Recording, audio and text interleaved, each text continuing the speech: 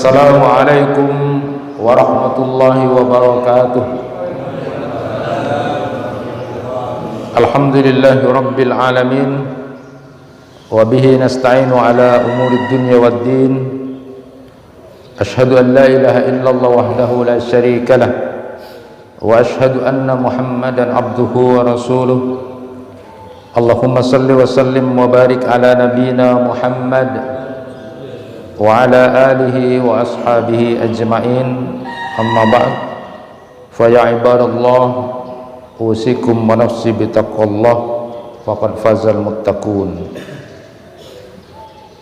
Jamaah pengajian yang dirahmati Allah, bersyukur kita kepada Allah Subhanahu wa taala sampai hari ini Allah memberikan taufik kepada kita bisa berada di dalam ketaatan kepada Allah Subhanahu wa taala. Mudah-mudahan nikmat ketaatan kita kepada Allah terus kita bawa sampai akhir hayat kita. Amin. Masyiral muslimin rahimakumullah, Ibnu Qayyim Al-Jauzi itu dalam kitab Madarijus Salikinnya menyatakan, manusia yang hanya melihat kenikmatan itu dari sisi makanan saja, sisi minuman saja, pakaian saja, dari sisi kesehatan saja, maka itu adalah manusia yang tidak berakal. Orang yang berakal itu adalah melihat sisi nikmat Allah itu ketika iman dan Islamnya dan ketaatannya kepada Allah selalu dia bawa. Itulah nikmat terbesar yang ada pada diri seorang hamba. Bukan cuma kenikmatan makan, minum, dan kenikmatan pakaian saja, bukan, tetapi nikmat taat kita kepada Allah Subhanahu wa taala itu adalah kenikmatan terbesar. Oleh karena itu teruslah berdoa kepada Allah. Di antara doa-doa kita dan sujud-sujud kita, doanya adalah ya muqallibal qulub sabbit qalbi ala dinik. Wahai zat yang membolak-balikkan hati, tetapkan hatiku di dalam ketaatan kepada agamamu. Itulah yang harus kita minta terus. Karena di akhir zaman nanti yang namanya godaan-godaan itu akan semakin kuat, ujian-ujian semakin kuat. Jadi minta kepada Allah terus berada dalam keadaan sabit hati kita kepada Allah untuk tetap dalam ketaatan kepada Allah. Salah satu nikmat yang hari ini kita bisa kerjakan adalah bisa melaksanakan sholat subuh dan sholat subuh berjamaah. Rasulullah sallallahu alaihi wasallam bersabda, man shalla subha fa huwa fi dhimmatillah. Siapa yang sholat subuh maka dia berada di dalam jaminan dan perlindungan Allah Subhanahu wa taala. Bayangkan orang yang bisa sholat subuh itu, maka dia berada di dalam jaminan dan perlindungan dari Allah Subhanahu wa taala. Saat ini orang susah. Saat ini orang semuanya mencari perlindungan, mencari jaminan. Ada cari jaminan keselamatan, ada cari jaminan keamanan, ada yang cari jaminan kesehatan. Semua orang bingung, sibuk untuk mencari jaminan dalam hidupnya. Padahal Rasulullah sallallahu alaihi wasallam sudah bersabda, siapa yang sholat subuh itu benar, maka dia sudah ada di dalam jaminan Allah Subhanahu wa taala. Tidak percayakah kita dengan itu? Maka harusnya bapak dan ibu serta saudara-saudara sekalian sekeluarga harus ketika sudah azan subuh itu paling tidak sudah bangun semuanya, karena ingin berada di dalam jaminan dan perlindungan dari Allah Subhanahu wa taala. Jangan kita sendiri, bukan cuma bapak, bukan cuma ibu, anak-anak kita bangunkan. Karena untuk menyelamatkan dan bisa mendapatkan jaminan hari ini dari Allah adalah salat subuh itu. Itu sudah disabdakan oleh Rasulullah sallallahu alaihi wasallam. Maka pernah ada satu dialog antara seseorang yang bertanya, kenapa anak-anakmu tidak kamu bangunkan untuk sholat subuh? Lalu dijawab oleh seorang ibu itu, kasihan, dia capek, dia malamnya tadi malam capek kerja, biarkan dululah tidur, nanti bangun saja kalau sudah waktunya dia bangun sholat subuh. Lalu kemudian ditanya, Apakah kemudian Anda tidak khawatir seandainya suatu saat rumah Anda terbakar, lalu anak Anda itu dalam keadaan tidur, tidak kamu bangunkan? Rumah Anda terbakar, anak-anak kamu tidak kamu bangunkan. Apakah kamu juga tidak akan bangunkan karena kasihan dia capek tadi malam? Lalu kemudian dia menjawab, saya akan bangunkan anak saya, kebakar nanti. Maka kemudian oleh sang arif yang bertanya itu, apakah kamu tidak lebih takut kepada neraka Allah? Neraka Allah itu jauh lebih dahsyat. Lalu hanya dengan beralasan bahwa anakmu sedang capek lalu kamu tidak bangunkan. Apakah ketika saat itu kemudian Allah sudah membangunkan, sudah mengajak untuk selamat dari neraka, lalu dengan alasan capek tidak kamu bangunkan? Bangunkan anakmu. Sekeluarga kalau ingin dapat perlindungan dan jaminan dari Allah hari itu, dia harus salat subuh pada saat di awal waktu itu. Betul-betul ketika sudah azan semuanya harus bangun. Jangan karena kasihan, dibangunkan semuanya. Karena sudah ada jaminan dari Rasulullah SAW, siapa yang salat subuh itu maka dia akan dapat perlindungan dan jaminan dari Allah Subhanahu wa taala. Lebih dari itu kemudian di hadis yang lain disebutkan, man shallas subha fi jama'atin faka'annama shallal laila kullahu. Siapa yang salat subuh berjamaah maka dia seolah-olah malam itu seluruhnya dia salat. Itulah luar biasanya hebatnya orang yang melaksanakan salat subuh itu. Maka itu salah satu di antara kenikmatan yang diberikan Allah kepada kita. Di antara sekian banyak nikmat yang diberikan Allah kepada kita, bisa melaksanakan salat subuh, lalu kemudian salat subuh secara berjamaah. Sudah disebutkan oleh Rasulullah SAW bahwa orang yang salat subuh berjamaah itu dia akan kaya, jauh lebih kaya dari orang-orang itu. Orang-orang yang banyak punya harta itu jauh masih lebih kecil dibandingkan orang yang bisa salat subuh berjamaah itu. Inilah nikmat dari Allah Subhanahu wa taala yang tidak boleh kemudian kita hilangkan. Terus jadikan sebuah kebiasaan. Nanti orang yang biasa ke masjid melaksanakan salat subuh pada saat dalam kondisi gelap, Allah akan berikan cahaya kepada dia. Allah akan berikan perlindungan, Allah akan jamin hidupnya, dan Allah akan berikan nikmat surga nanti bagi orang-orang yang kemudian biasa dan bisa membiasakan diri untuk melaksanakan salat subuh berjamaah. Sekeluarga ajaklah ke masjid, ajaklah untuk melaksanakan salat jamaah, itu luar biasa. Masyiral muslimin rahimakumullah, kalau sudah dijamin oleh Allah Subhanahu wa taala, maka tidak boleh ada keraguan. Sama seperti kemudian ketika Rasulullah sallallahu alaihi wasallam bersabda, "Idza kharajar rajul min baitihi faqal bismillah tawakkaltu 'ala Allah wala haula wala quwata illa billah." Qala yuqal hina idzin hudita wa ufita wa ukita. Siapa orang yang keluar rumah lalu kemudian dia mengucapkan bismillah tawakkaltu 'ala Allah wala haula wala quwata illa billah, maka dikatakan Allah kepada dia, hari ini kamu sudah akan diberikan petunjuk, kamu akan dicukupi dan kamu akan dijaga oleh Allah Subhanahu wa taala. Maka setiap kita keluar dari rumah itu, melangkahkan kaki itu, sudah biasakan, sudah menjadi habit kita membaca bismillah tawakkaltu 'ala Allah wala haula wala quwata illa billah. Bayangkan kalau itu sudah dibaca, maka kemudian setan-setan kepada setan yang lain mengatakan, bagaimana kita akan menggoda orang yang sudah diberi petunjuk oleh Allah, sudah dijaga oleh Allah, sudah dicukupi oleh Allah. Maka harus ada kebiasaan dengan penuh hati kita untuk membaca bismillah tawakkaltu 'ala Allah wala haula wala quwata illa billah itu keluar rumah. Ada riwayat lain yang menyatakan juga ketika kita keluar rumah, baca Allahumma inni a'udzubika an adilla au udalla au azilla au uzalla au adlima au udlama au ajhala au yujhala alayya.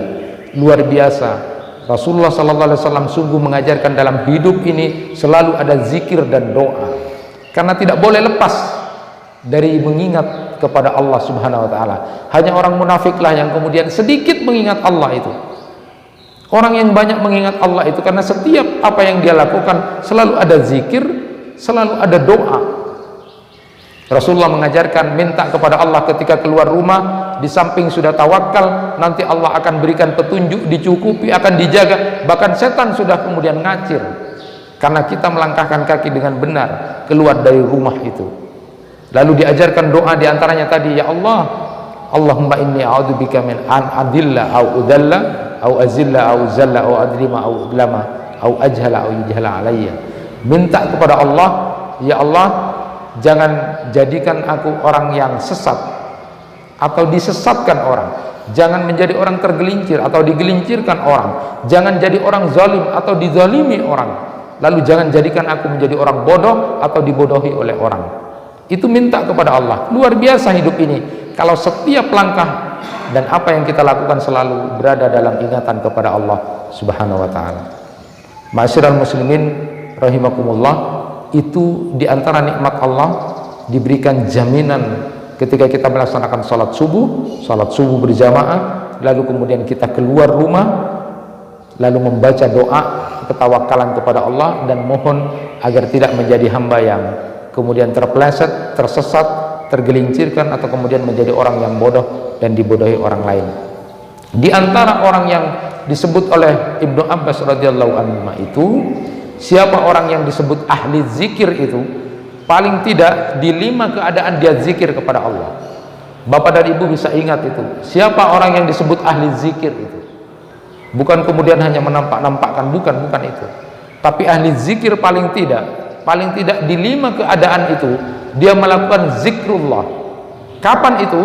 Yang pertama adalah setiap selesai salat wajib, salat fardu, dia berzikir kepada Allah. Jangan keburu-buru keluar, diam dulu, duduk. Nah, tanda-tanda orang munafik itu keburu, kecuali ada hajat, duduk dulu, zikir. Itu ahli zikir yang pertama. Selesai salat wajib, dia berzikir pada Allah. Yang kedua, dia punya wiritan pagi dan petang. Dia punya wiritan pagi dan petang, maka dia akan disebut ahli zikir di 5 keadaan itu. Yang ketiga adalah pada saat dia mau tidur. Pada saat dia mau tidur, dia berzikir pada Allah. Jadi tidak hanya sekedar tertidur karena nonton sepak bola gitu kan, tidak nonton televisi lalu tertidur. Tapi orang yang paham tentang zikrullah itu, orang yang kemudian mau tidur saja dia zikir pada Allah. Tertidurnya karena zikir. Jadi dia miring ke kanan, baca bismika Allahumma ahyi wa bismika amut, lalu dia zikir, terserah zikirannya, istighfar boleh, tasbih boleh, sampai tertidur. Maka orang itu kalau dia tertidur dalam keadaan berzikir kepada Allah sampai dia bangun, dicatat sebagai orang yang sedang berzikir. Hebat itu. Kalau tidur kita malam misalnya jam 10, jam 9, lalu kita tidur dalam keadaan berzikir, bangun jam 3 misalnya, maka selama kita tidur berapa jam itu dicatat sebagai orang yang sedang berzikir. Tidak ada orang yang kuat berzikir 5 jam, 6 jam itu masih dengan energi yang luar biasa. Tapi karena dia tahu ilmunya, orang yang kemudian mau tidur dia berzikir, dia zikir. Bangun dari tidur yang keempat, bangun dari tidur dia juga berzikir kepada Allah Subhanahu wa taala. Lalu kemudian yang kelima adalah setiap dia keluar rumah dia berzikir kepada Allah. 5 keadaan ini orang itu selalu melakukan zikir kepada Allah, maka disebutlah, tergolonglah dia termasuk orang yang ahlu zikir. Luar biasa. Dan ahlu zikir itu adalah termasuk hamba yang dicintai oleh Allah Subhanahu wa taala. Lebih dalam lagi, ada satu riwayat yang menyatakan suami istri yang bangun di tengah malam, dia bangunkan istrinya, dia bangunkan suaminya untuk melaksanakan salat malam sendiri-sendiri atau berjamaah, maka dicatatlah 2 orang suami istri ini sebagai hamba Allah yang ahli zikir. Apa tidak berbahagia orang yang kemudian mengajak istrinya jam 2 malam, jam 3 malam, mama sholat, papa sholat, umi sholat, abi sholat, sendiri-sendiri atau berjamaah. Maka saat itu 2 orang hamba Allah ini dicatat sebagai ahli zikir. Dan kalaupun kemudian Allah mencabut nyawanya pada saat setelah subuh, maka disebut dia tergolong orang yang ahli zikir. Inilah contoh di antara orang yang kemudian disebut ahli zikir. Ahli zikir itu kalau di dalam Al-Quran disebutkan dia berdiri, dia duduk, dia berbaring selalu zikir kepada Allah. Tetapi menurut Ibnu Abbas radhiyallahu anhuma, paling tidak di 5 keadaan tadi dia zikir kepada Allah, maka termasuk orang yang ahli zikir. Ma'asyiral muslimin rahimakumullah. Maka pada kesempatan yang berbahagia ini, setelah kita muhasabah tentang waktu, nikmatnya Allah, iman dan Islam, lalu kemudian bisa melaksanakan ketaatan kepada Allah, saya ingin sampaikan pada kesempatan kali ini, insya Allah kita sudah berada di 23 Sya'ban. Sebentar lagi, kurang lebih sepekan lagi kita akan memasuki bulan suci Ramadan. Maka itu memang harus diilmui, karena kalau tidak diilmui akan menjadi sebuah kerugian besar. Di dalam hadis Rasulullah SAW disebutkan, la taqumus sa'ah hatta yataqarrabaz zaman. Tidak akan terjadi kiamat kecuali zaman itu sudah semakin dekat, terasa waktu itu semakin cepat. Di dalam hadis itu disebutkan, setahun itu seperti sebulan, sebulan itu seperti sepekan, sepekan itu seperti sehari, sehari itu seperti sejam, sejam itu seperti kemudian pelepah korma yang dibakar. Hebat. Kalau ada orang yang menyatakan sekarang, walaupun tidak se ekstrim beneran, karena kiamat itu tidak akan datang kecuali kemudian orang merasa bahwa waktu itu semakin dekat.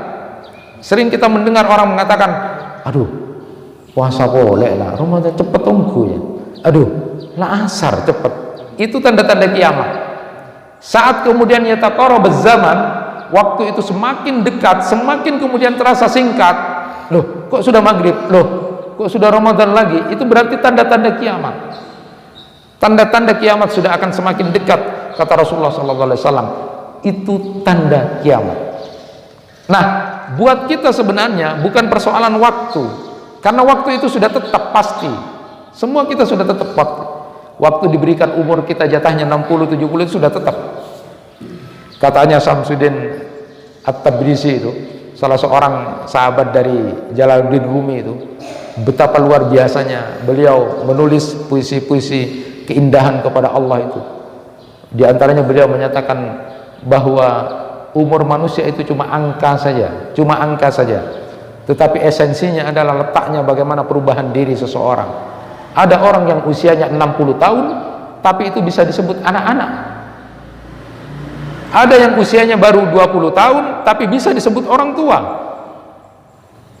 Maka sabda Rasulullah SAW, sebaik-baik pemuda adalah apabila perilakunya sama seperti orang tua, dan sejelek-jelek orang tua adalah apabila perilakunya sama seperti anak muda.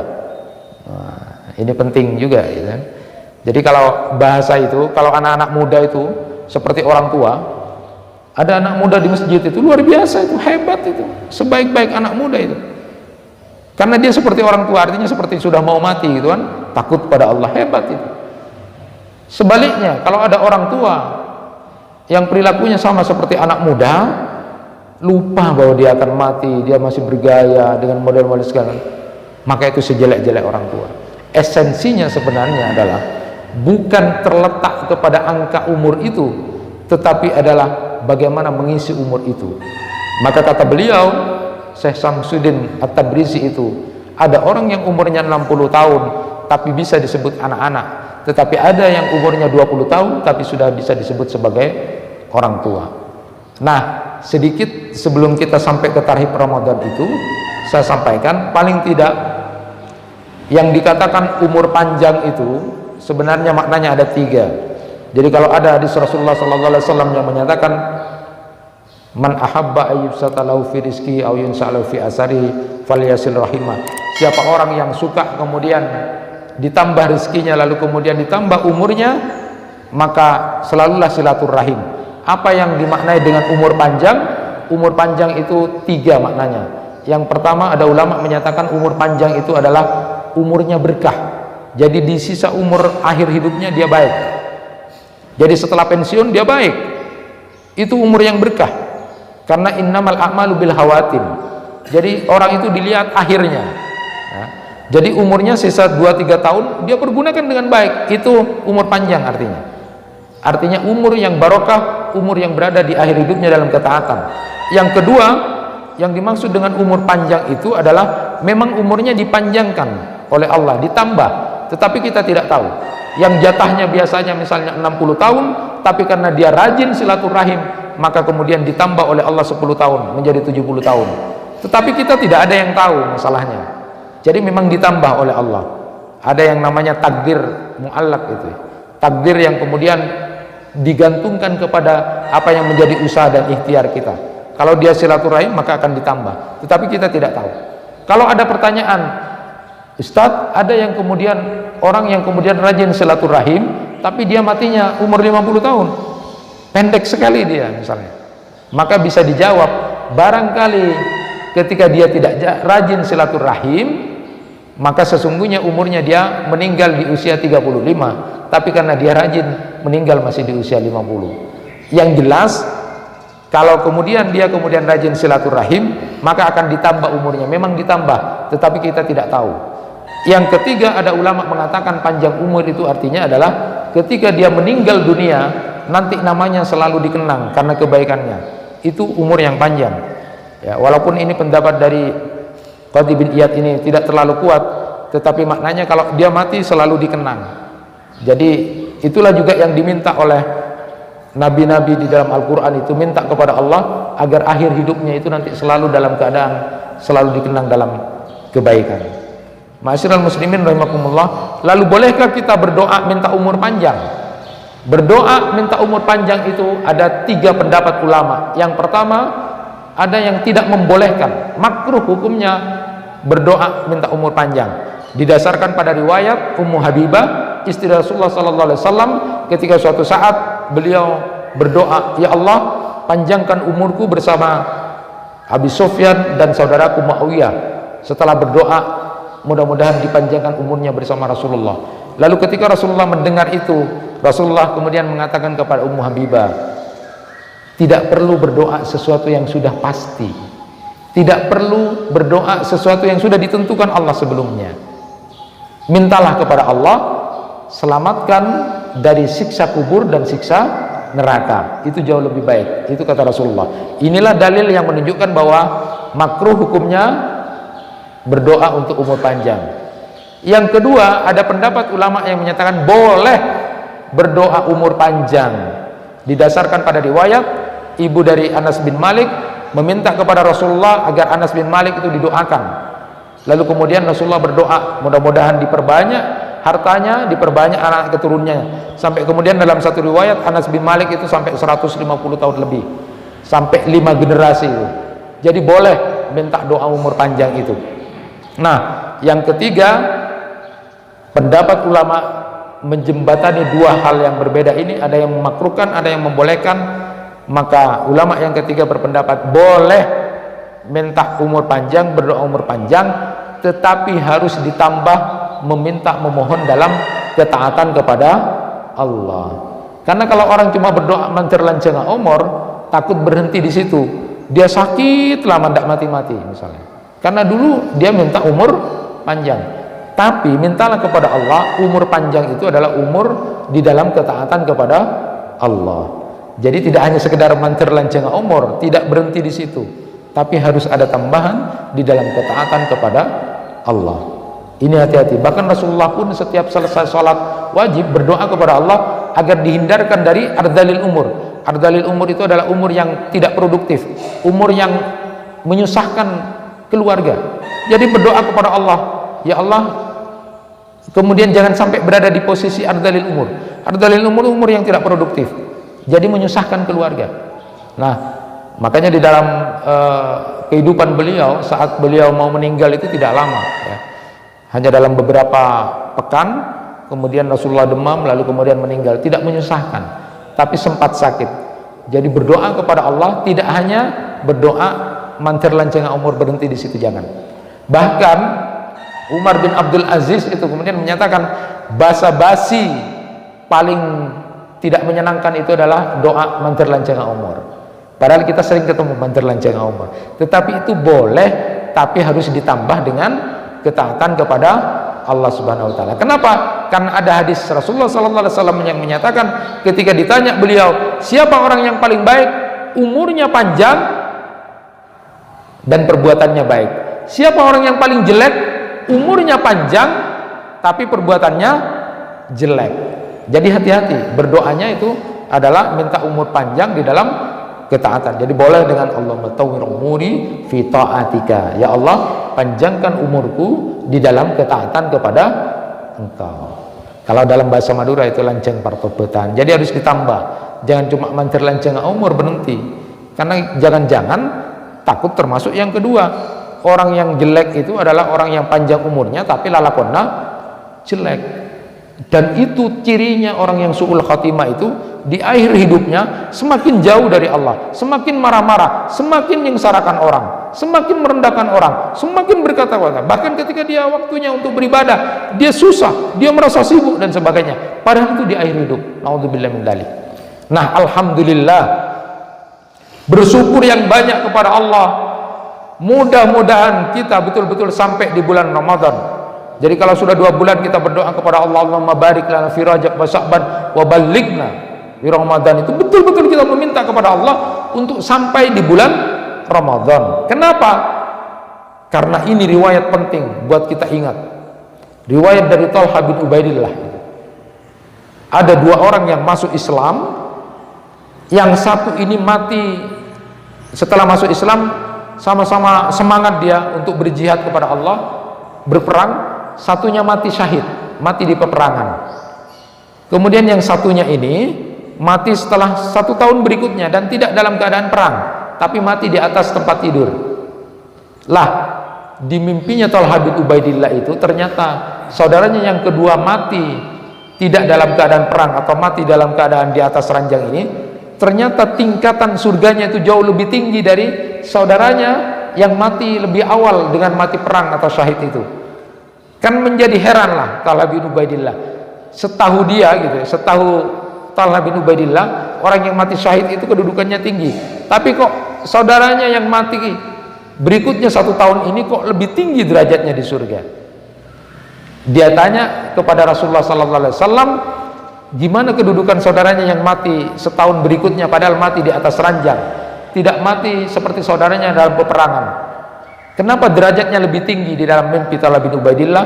Lalu Rasulullah SAW bertanya, bukankah saudaranya ini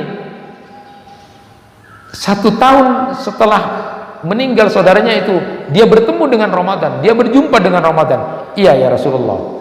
Dia salat? Iya ya Rasulullah. Dia puasa? Iya ya Rasulullah. Dia ngaji Quran? Iya Rasulullah. Dia banyak beristighfar? Iya ya Rasulullah. Semua amal-amalan dia lakukan. Maka Rasulullah menyatakan, berbahagialah orang yang ketemu bulan Ramadan, karena derajatnya nanti di surga itu akan jauh lebih tinggi dari saudaranya. Maka berdoa umur panjang juga penting supaya bertemu dengan bulan Ramadan. Kenapa? Karena bisa derajat seseorang dengan seorang yang lainnya di surga itu lebih tinggi orang yang kemudian sampai di bulan Ramadan. Tetapi ingat, dan ini tidak pernah main-main. Orang pun yang sampai umurnya di bulan Ramadan, yang Rasulullah SAW mengatakan amin pada saat malaikat Jibril mengatakan 3 hal kepada Rasulullah SAW, diantaranya adalah man adraka syahra Ramadan falam yughfar lahu famata fadahalan nar fa'abdullah ta'ala. Qultu amin, kata Rasulullah. Ketika Rasulullah naik mimbar lalu kemudian mengatakan amin 3 kali, salah satunya adalah Rasulullah menyatakan, tadi aku dikabari oleh malaikat Jibril, siapa orang yang kemudian sampai umurnya di bulan Ramadan tapi kok dia tidak dapat ampunan dari Allah, lalu dia mati setelah itu, maka dia akan pasti masuk neraka dan akan dijauhkan dari rahmat Allah. Lalu Rasulullah menyatakan amin. Hati-hati bapak-bapak, ibu-ibu, saudara sekalian, mengingatkan pada diri saya sendiri juga. Berbahagialah orang yang nanti seminggu lagi, sepekan lagi bertemu dengan bulan Ramadan. Berbahagia, karena itu akan mengangkat derajat kita kalau kita benar cara berpuasanya sebagaimana yang dicontohkan oleh Rasulullah.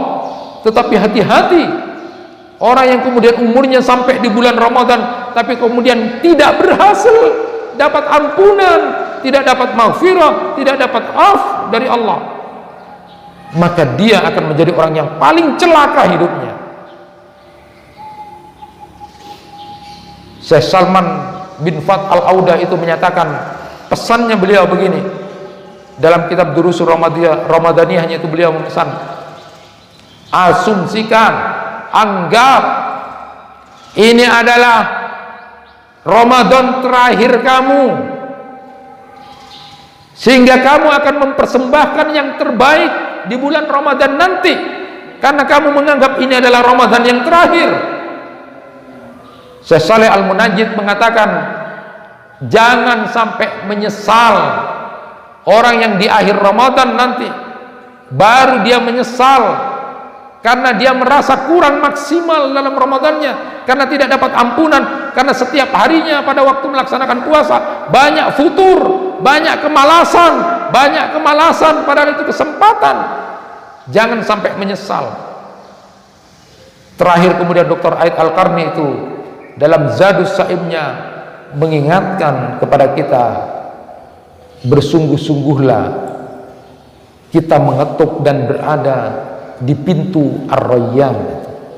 Bersungguh-sungguhlah kita memastikan diri, berusaha untuk mengetuk pintu Ar-Rayyan yang hanya disediakan kepada orang-orang yang berhasil dalam puasa. Bapak dan Ibu, belajarlah mengilmui tentang Ramadan ini. Saya ingin gambarkan sedikit, berapa menit saja. Paling tidak puasa Ramadan itu waktunya, manajemen waktunya ada 3. Satu pada saat malam, yang kedua pada saat sahar, lalu kemudian yang ketiga pada saat siang. Harus benar-benar manage waktu dengan baik, ilmu itu. Waktu malam, waktu malam itu apa? Yang harus dilakukan adalah salat malam atau tarawih, lalu kemudian dilanjutkan dengan tadarus Quran. Jangan pernah sia-siakan salat malam, lalu kemudian tadarus Quran. Contoh Rasulullah salat malamnya paling tidak jumlah rakaat boleh 11, boleh 23, boleh sebanyaknya. Lakukan itu dalam rangka munajat kepada Allah.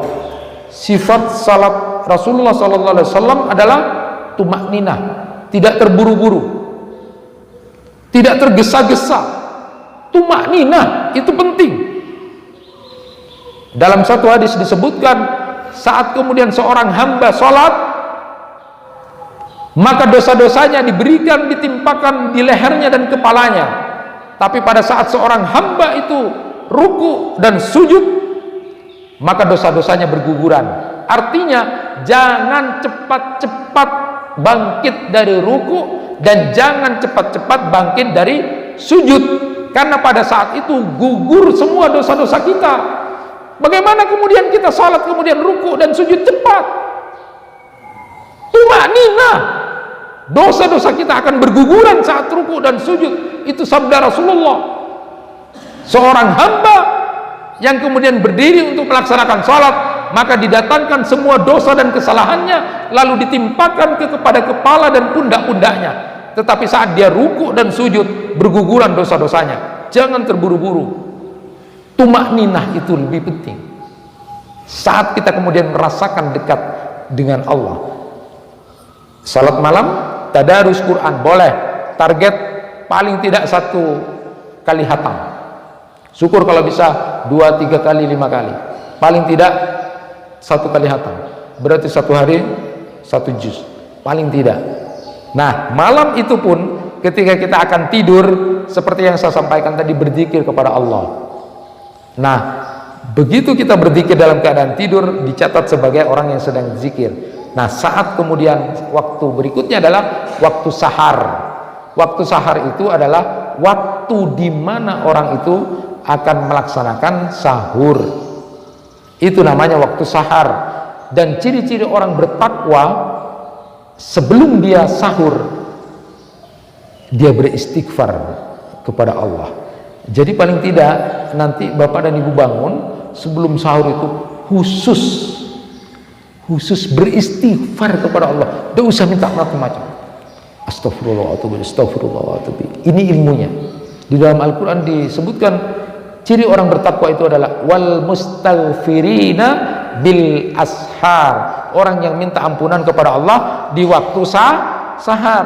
Jadi khusus astagfirullah, minta, karena ini kesempatan. Di dalam kitab Lataiful Ma'arif disebutkan hadis yang menyatakan orang yang akan celaka dan masuk neraka, orang yang tidak dapat ampunan di bulan Ramadan itu maknanya adalah bagaimana Allah akan memberikan ampunan kepada seorang hamba pada saat bulan di mana kemudian pintu-pintu surga dibuka, pintu neraka ditutup.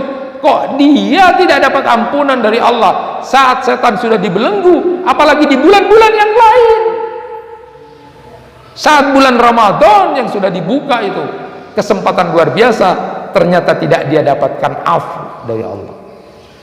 Nah, setelah itu salat subuh berjamaah, baca kemudian tadarus, nunggu kemudian salat suruh, boleh kemudian salat duha, lalu beraktivitas bebas.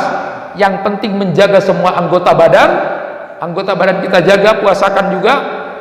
Salat duhur, salat asar seperti biasa dengan kewajiban-kewajiban salat. Nanti menjelang maghrib, menjelang berbuka, ini lagi luar biasanya di dalam hadis.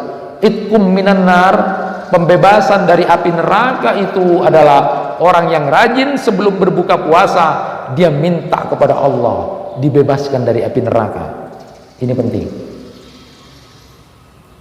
Setelah itu maghrib, makan muhasabah. Muhasabah, hari ini saya puasanya baik, itu kata Imam Al-Ghazali. Bukan langsung bebas, kok besarnya man, memang nikmat, tapi kemudian terus rokok bebas. Enggak, muhasabah. Ya Allah, terima puasa saya hari ini. Maghrib menunggu isya, santai, muhasabah, persiapan untuk salat malam atau salat tarawih dan tadarus Quran. Nah, ini kunci-kunci penting diantaranya. Sukalah dermawan di bulan Ramadan, karena dermawan ini akan menjadi pilihan kita akan mendapatkan af dari Allah. Bahkan di 10 hari terakhir, doa yang biasa kita baca adalah yang diajarkan oleh Rasulullah, Allahumma innaka afuun tuhibbul afwa fa'fu anni. Tidak hanya sekedar ampunan, kata Imam Al-Ghazali, bedanya ampunan dengan afu, maaf dari Allah.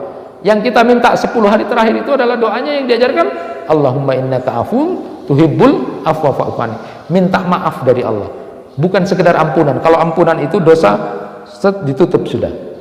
Tetapi kalau ampunan tidak ada lagi bekasnya, itu yang diharapkan. Sehingga ketika keluar dari bulan Ramadan itu, kita betul-betul seperti seorang bayi yang baru dilahirkan, karena dapat ampunan dari Allah, maaf dari Allah, kita terlahir kembali. Berbahagialah orang yang seperti itu. Mudah-mudahan kita termasuk hamba-hamba Allah yang kemudian sampai umurnya di bulan Ramadan dan terhindar dari orang yang menyia-nyiakan Ramadan, karena itu akan celaka. Mudah-mudahan kita mengilmui Ramadan, kita berdoa kepada Allah Subhanahu wa taala, mudah-mudahan betul-betul bertemu dengan Ramadan, melaksanakan Ramadan dengan sungguh-sungguh, anggap ini terakhir, anggap ini kita ketuk pintu Ar-Rayyan, betul-betul pastikan di depan pintu Ar-Rayyan itu. Bismillahirrahmanirrahim. Alhamdulillahirabbil alamin. Hamdan yuafi ni'amahu wa yukafi mazidah, ya rabbana lakal hamd kama yanbaghi li jalali wajhikal karim wa adimi sultanik. Allahumma salli ala sayyidina Muhammad wa ala alihi washabihi ajmain. Rabbana zalamna anfusana wa illam taghfir lana wa tarhamna lanakunanna minal khasirin. Allahumma inna nas'aluka salamatan fid din wa afiyatan fil jasad wa ziyadatan fil ilm wa barakatan fil rizqi wa taubatan qabla al-maut wa rahmatan inda al-maut wa maghfiratan ba'da al-maut wa hawwin 'alaina fi syakaratil maut wa najatan minan nar. Allahumma inna nas'aluka husnal khatimah wa na'udzubika min su'il khatimah. Allahumma barik lana fi Rajab wa Sya'ban wa ballighna Ramadan wa ballighna Ramadan ya Allah. Allahumma sallimna li Ramadan wa sallimna li Ramadan wa tasallam mutaqabbalan ya Allah ya arhamar rahimin. Allahumma inna nas'aluka al-'afwa wal 'afiyah fid dunya wal akhirah. Allahumma inna nas'aluka al-'afwa wal 'afiyah fi dinina wa dunyana wa amalina wastur 'awratana wa amin wa wafiqna. Rabbana hab lana min azwajina wa dhurriyyatina qurrata a'yun waj'alna lil muttaqina imama. Rabbana atina fid dunya hasanah wa fil akhirati hasanah wa qina adzabannar. Subhana rabbika rabbil izzati amma yasifun wa salamun alal mursalin walhamdulillahi rabbil alamin. Fatihah.